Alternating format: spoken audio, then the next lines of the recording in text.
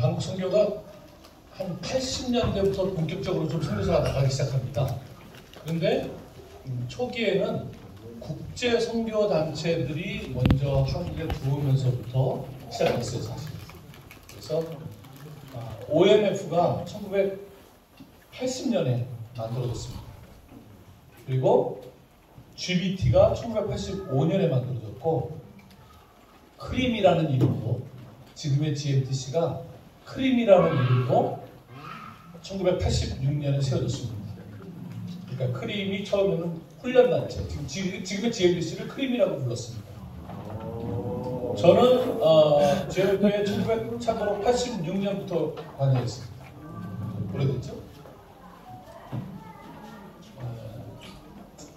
이렇게 만들어졌는데 대개 이 선교에 관여된 사람들이 다 비슷한 분들이었어요. 우리가 알고 있는 송정진 목사님, 하영재 목사님, 고 김인수 장로님, 이도원 목사님, 목하는 목사님, 이태웅 목사님 이제 공부 마치고 들어오시면서 본인은 이렇게 선교사 훈련 같이 하고 싶다. 너무 훌륭한 거죠. 그때 초청이 많았는데 그래서 이렇게 흩어져 있을 게 아니라 그 당시에는 이제 독재 정권 시대잖아요. 그래서 이게 법인체가 아니고는 여권을 만드는 것도 어렵고 이런 상황이어가지고 하나의 이게 사실은 OMF도 국제단체고 GBT도 위클리비는 국제단체지만 한국 안에서는 이걸 GMF라는 이름으로 하나의 기관으로 만들어서 법인을 세우자 이렇게 된 겁니다. 제가 어제 GMF와 법인이라는 말은 다른 거다. 법인이 아니어도 우리는 GMF입니다. 이 GMF라는 걸 먼저 만들어 놓고 이 GMF를 국가에 법인 등록을 한 거죠. 그러니까 법인이라는 말은 좀 설명하면 누가 재산을 가지려면 우리처럼 자연인이거나 국가가 인정한 법인이어야 재산을 소유할 수 있는데 그런 의미에서 법인이라고 합니다. 우리는 법인을 등록하지 않아도 되는데 재산을 소유하려면 법인을 등록해서 공식적으로 법인으로서 재산을 갖는 것이죠. 그래서 어쨌든 87년에 GMF라는 하나의 기관이 만들어진 겁니다. 그때는 이 세 개를 부서라고 불렀습니다. 부서. 그리고 예를 들어 저 같으면 선교사 될 때 여기에 속한 모든 리더들한테 링크를 받았어요. 그러니까 그때는 이렇게 구분이 되어 있지 않은 거죠. 이름은 있지만 다 우리가 하나로 이렇게 됩니다. 아시다시피 두 파송기관이 국제단체다 보니까 그러면 국제단체로 나가지 않는 우리 한국 선교사님들은 어떻게 합니까? 그래서 GMF 선교사? GMF 선교사 그러면 GBT 선교사는 GMF 선교사가 아닌가요? 막 헷갈리죠? 그래서 GMP를 받는 것입니다. 그리고 호프를 그 다음에 만들고 그리고 이제 원래 크림이라는 이름 정부 크림 만들고 그 다음에 GPTI 만들 때도 제가 기억이 생생합니다. 왜냐면 제가 쓰던 방을 빼앗겼거든요. GPTI. 제가 당시에 GBT 홍보실장으로 일하고 있었는데 그 방을 좀 내놔라고 GPTI한테 줬던 그래서 OMF의 MF와 GBT의 G자를 따서 GMF가 된 겁니다. 좋은 이름은 아니죠. 왜냐하면 OMF가 사실 저희 이름이 별로 좋은 이름이 아니에요. 원래 CIM, 차이나 인랜드 미션이었는데 철수하면서 미셔너리 펠로우십으로 굉장히 제가 볼 때 선교 개념을 틀어버리는 단어이기 때문에 그걸 갖고 온 GMF는 좋은 이름은 아니라고 생각합니다. 미셔너리 펠로우십은 사실 CIM에서 굉장히 후퇴한 이름이기 때문에 OMF는 이름은 뭐 이렇게 져 있습니다. 아버지가 지어주신 이름을 뭐 바꿀 수는 없고. 자, 그래서 말씀드린 것처럼 그렇게 GMP가 만들어지고 호프가 만들어지고 크림이 세워지고 GPTI 그리고 MK네스트 그리고 이제 GLF가 이태용 목사님 이제 선교사가 우리가 많이 나갔는데 첫 훈련뿐만이 아니라 리더십 훈련도 우리가 필요하다 해서 이제 GLF가 세워졌고 그다음에 FMNC가 이제 어떻게 보면 그 뒤에는 계속 GMF에서 기관들을 세워나갔는데 FMNC가 이제 안에서 세워진 건 아니지만 우리가 할 수 없는 IT 부분 그런 부분들 또 가지게 되고 싶다 해서 기간을 거친 다음에 들어오게 되는 굉장히 드문 케이스죠. 그리고 이제 최근에 SNS를 또 설립했고 그래서 법인 사무국은 법인이 만들어지면 사무국은 만들어야 되는 법적으로 만들어야 되는 거기 때문에 법인 사무국은 우리가 11개 기관이라고 하지만 법인사무국은 이제 그렇게 이해를 하시지만 법인사무국은 그 법인의 행정을 하기 위해서 만들어진 사무국이라고 생각하시면 되고, 저 GMF 대표인 저의 하는 일을 보좌해주는 그런 역할을 해주는 거죠. 이렇게 조직도를 그린다는. 근데 그렇게 안 되고 그냥 우리가 전체로 그려져 있습니다. 그래서 지금 11개 기관이 같이 연합해 있는. 그러니까 조금 이거를 모르면 KWMA처럼 그냥 여러 선교단체들이 이렇게 가입해가지고 연합체 이런 개념은 아니고, 저희는 이제 우리가 하나의 기관으로서 이렇게 다양한 일들을 하기 위해서 만들었다, 이렇게 이해하시면 될 것 같습니다.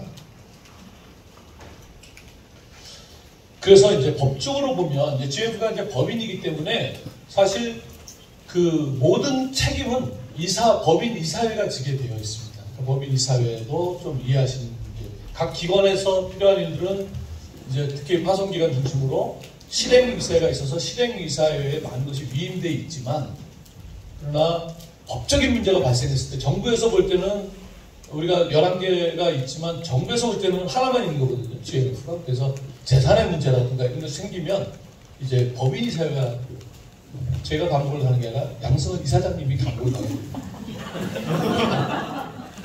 그래서 조금 제가 이제 잘 여러분이 보지도 않는 이름인데 좀 설명해드리면, 양승헌 목사님이 지금 우리 이사장님으로 섬기고 계시고, 그 다음에 이제 지금 그렇게 많지는 않아요. 9분인데 저도 이제 이사로 들어가 있고, 그 다음에 대구동신교회 문재원 목사님, 그리고 크림 전 원장님 문상철 원장님, 그 다음에 높은 뚝광성의 이장호 목사님, 오늘교회 이재훈 목사님, 예수양남의 정갑신 목사님, 그 다음에 위클립 출신인 정민영 선교사님, 은혜의 원천 조관식 목사님, 지구촌 최성원 목사님, 이렇게 되고 있습니다.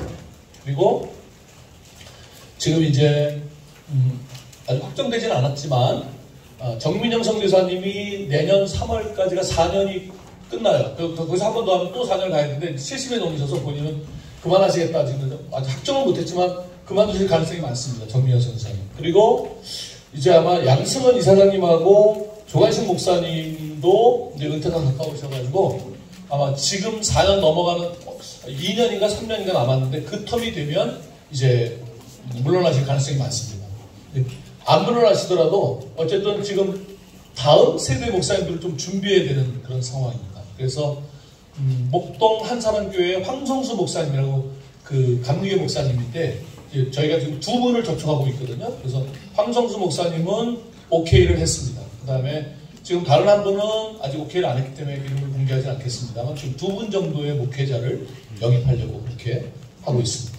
그리고 감사는 한 분은 변호사, 한 분은 회계사. 그래서 최호윤 회계사님이 아주 우리 그 재정이 좀 투명하게 되는데 굉장히 공헌을 해주시고 계시고, 이명현 변호사님이 지금 우리 행정소송을 맡아서 해주시고 계시는데, 행정소송은 이제 우리 그 믿음의 집, 또 헌신의 집, 이게 빌라다 보니까 재산세가 나왔어요. 양천구청에서 재산세를 냈는데 여태까지 안 내던 거를, 재산세는 얼마 안 되는데 재산세를 내게 되면 종합부동산세까지 연결이 되기 때문에 다행히 지금 올해 종합부동산세를 좀 굉장히 낮췄기 때문에 얼마 안 나왔는데, 전에 우리가 막 물건을 팔 때는 우리가 1년에 1억 정도를 세금으로 내야 되는 상황입니다. 그렇기 때문에 우리 파산하기 때문에 그래서 긴급히 재산을 좀 처분하고 지금도 몇 천만 원을 내야 되는데, 이번에 이제 정부가 좀 그 법인 그 공제액을 좀 높였고 세율을 낮췄고, 그래서 뭐 몇백만 원 정도 수준으로 지금 돼서 아직은 그 정도면 차라리 우리가 내고 뭐 편하게 게스트하우스로도 쓰면 괜찮은데, 어쨌든 지금 소송 1월 중에 조금 변론이 예정되어 있습니다. 잘 모르셨죠? 그래서 이렇게 다양한 기관을, 파송기관을 많이 만들지 않고 뭐 훈련, 연구, 막 MKN에서 이렇게 쫙 만든 것은 GMF의 가치가 뭐냐면, 그 창립자들이 선교의 전 기능을 발휘했으면 좋겠다. 이 공동체가. 이런 공동체가 없죠. 사실 한국에 이렇게 전 기능을 발휘하는 선교단체가 없습니다. 굉장히 독특한 구조입니다. 굉장히 서양의 경영주의적이고 효율적으로 보면 굉장히 비효율적인 조직입니다. 그래서 초창기에 제가 이제 GBT 대표를 2001년부터 8년까지 했는데, 그때 EC 미팅에 가면 항상 아젠다가 반반으로 갈려가지고 중앙 집권으로 가야 된다. 한 명의 대표를 탁 세워가지고 다 그 사람이 이렇게 부서장 임명하는 중앙 집권으로 가야 된다.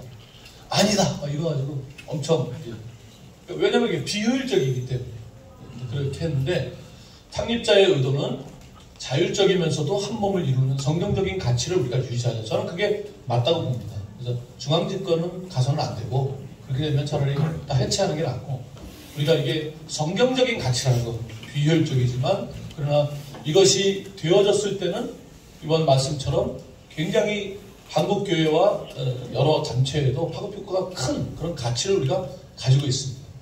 다만 이제 그 시대에 한 30년 전에 그 목사님들이 40대 목사들로서 선교의 풀 펑셔닝이라고 전기라고 생각했던 그 기능이 과연 이 시대에 우리가 묵상할 때 그분보다 나이가 더 많고 어떻게 선교 경험도 더한 우리 리더들이 생각할 때 지금의 선교에서 전 기능이란 뭘까? 그것을 묵상해야 되는 거죠. 그냥 그분들이 그렇게 만들었으니까 그냥 그대로 했나 이런 건 발전이 없는 거니까 전 기능이라는 가치는 취하되 그 전 기능이 오늘날 무엇을 말하는가 이거에 대해서 계속 성찰을 해야 된다고 봅니다. 그래서 이번에 이제 조금 그런 이제 너무 하나였다가 빨리 좀 너도 좀 자율적으로 해봐 뭐 이랬는데 이제 너무 자율적으로 가서 이게 가족이나 어제 뭐 사돈의 팔촌 아니에요? 만났는데 아, 형이었잖아 뭐 이렇게 그런 현상이 막 생긴 거죠. 사돈의 팔촌인 줄 알고 아직도 그런 줄 알고 안 오는 사람도 있는데 술에도 안 오고 1년에 한 번 오는 것도 아니고 너무 이렇게 따로따로 되어 있어서 우리가 자율적인 것은 계속 추구해 나가야 되지만 동시에 이 두 가지를 놓치면 이게 균형이 아닙니다. 100% 자율이고 100% 한 몸이어야 돼요. 기독교는 항상 양쪽으로 100%지 50-50 하는 게 아니거든요.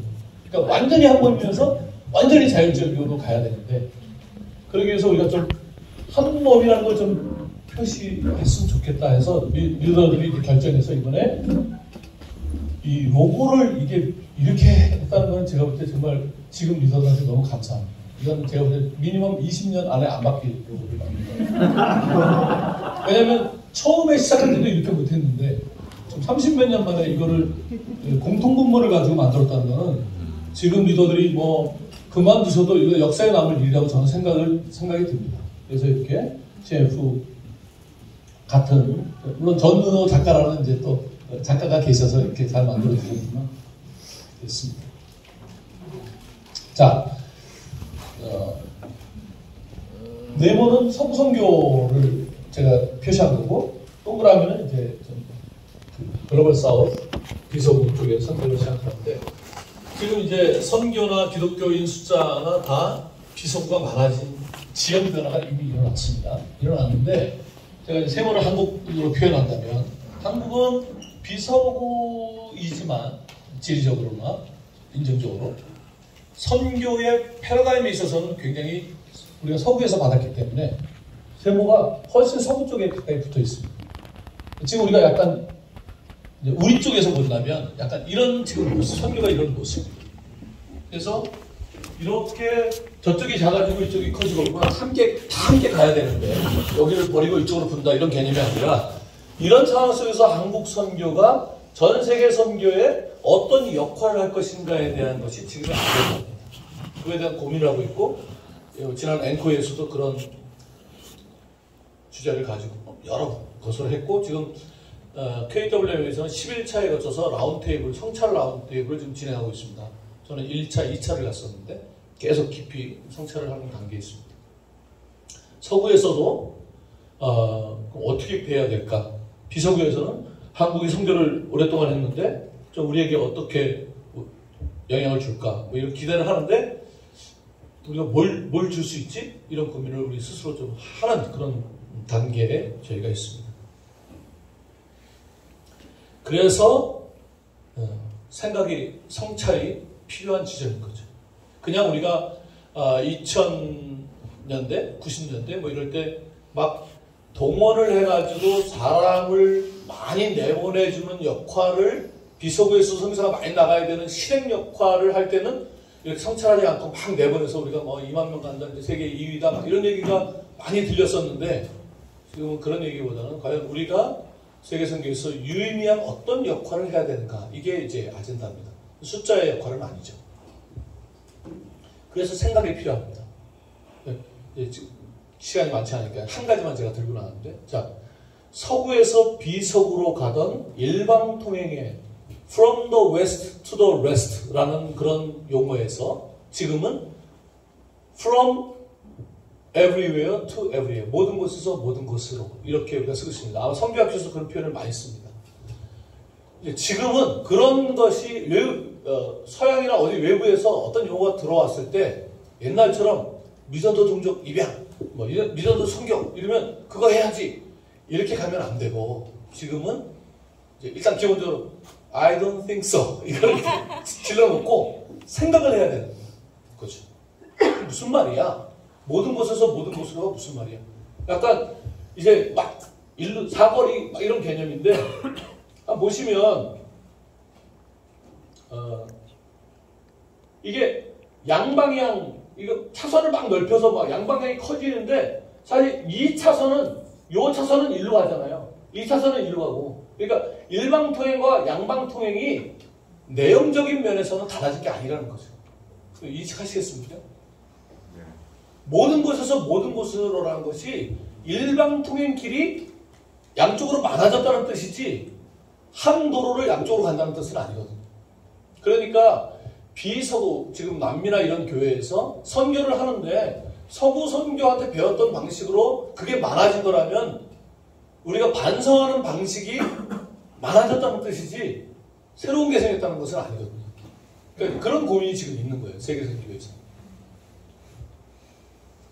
그래서 오히려 이제 뭐 여러 가지로 우리가 성찰을 해야 되는 거죠. 그래서 이제 이렇게 그냥 받을 것이 아니라, 그래서 막 이 도로를 막 너무 많이 넓혀갖고 모든 곳으로 하는 게 막 많아진다. 이런 패러다임으로 지금 새로운 패러다임이라고 말하면서 가는 단체들도 있습니다.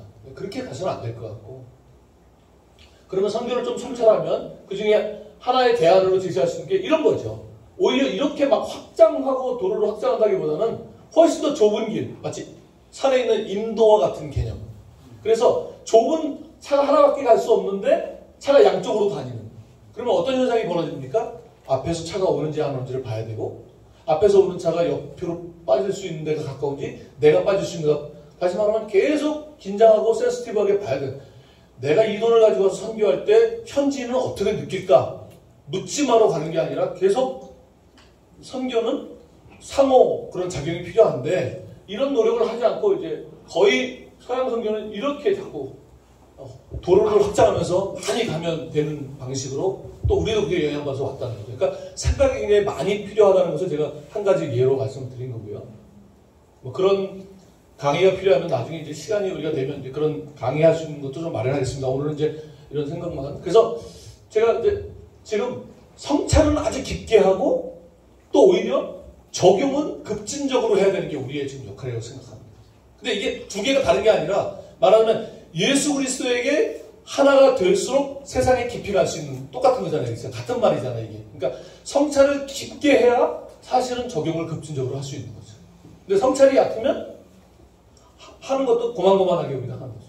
그래서 성찰은 깊게가 좀 우리가 공동체적으로 해야 되는 일이어서, 뭐 리더들이 이제 뭐 북클럽도 했었고, 조금 또 김효창 교수님, 예, 우리 코디들 지금 쉬고 계시고, 좀 이씨 모임 때도 우리가 막 비즈니스를 하기보다는 서로 쉐어링하고 또 강사를 불러서 좀 듣고 이러면서 성장하려고, 리더들이 먼저 좀 성장해야 되니까 그런 일들을 했고, 또 공동체적으로 우리가 GMF 포럼 해서 또 유의미한 역할을 하고 있고, 여성 리더십 포럼 우리 송경호 선생님 하고 계시고, 이제 어떤 것들이 더 발전돼야 될까? 뭐 예를 들면 GMP에서 또 연구원도 생기고, 이제 이런 것들이 활성화되면서 어떻게 공동체적으로 성찰할까? 이거를 공동체적인 성찰을 이런 큰 그림 안에서 보면 좋을 것 같아요. 각 기관이 따로따로 막 뭘 하기보다는 좀 큰 그림 안에서 우리가 보면 좋을 것 같고, 그 다음에 이제 출판도 저희가 뭐 GMF가 이제